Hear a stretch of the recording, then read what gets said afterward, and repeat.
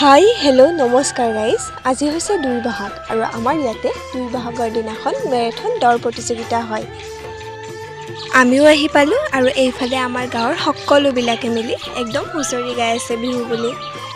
এইফালে দৌৰ প্ৰতিযোগিতা আৰম্ভ কৰিলে আৰু সকলোলৈকে মোৰ ফালৰ পৰা বেষ্ট অফ লাক থাকিল। তাৰ পাছত আমি গ'লোঁ কিবা খাব। ভোক লাগিছিল নহয়, ৰাতিপুৱাৰ পৰা একো খোৱা নাই। আমি খালোঁ পৰঠা আৰু আমাৰ টিকলিজনীয়ে খালে আইচক্ৰীম। দেখিছেনে কিমান কষ্ট কৰি দৌৰি আছে আৰু অৱশেষত আমিও চব পাই গ'লোঁ।